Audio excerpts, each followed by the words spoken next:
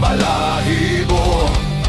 Ang manok ni San Pedro, pustahi kay sigurado.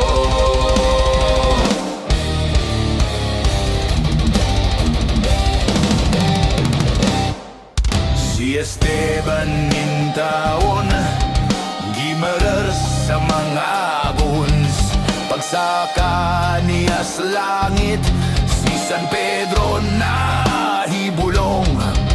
Kay wala pa sa panahon, gipabalik, gipay siya return.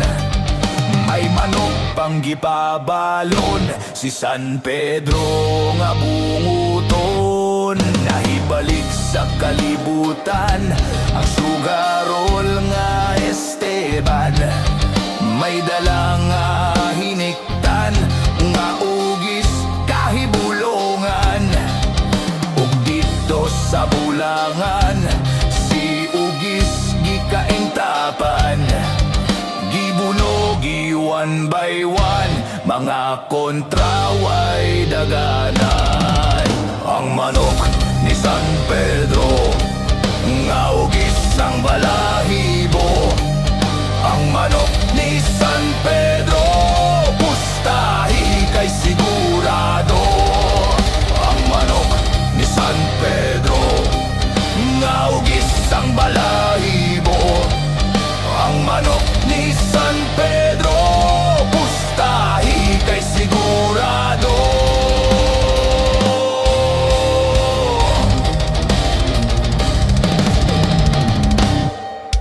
Ang kabos nga Esteban, mikalit ka adunahan.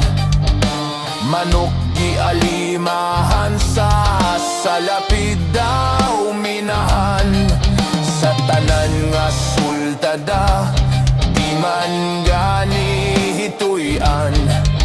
Ang manok ni San Pedro, nga nang hawod sa bulangan. Si Don Miguel nga tikasan, gisurambaw si Esteban.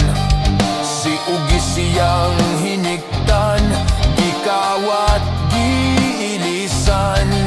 Si ugis nakamatngon, nidapig lang gihapon. Nitiban nga iyang agalon, si Don Miguel gipordoy noon. Ang manok ni San Pedro, nga ugis ang balahibo. Ang manok ni San Pedro, pustahi kay sigurado. Ang manok ni San Pedro, nga ugis ang balahibo. Ang manok ni San Pedro,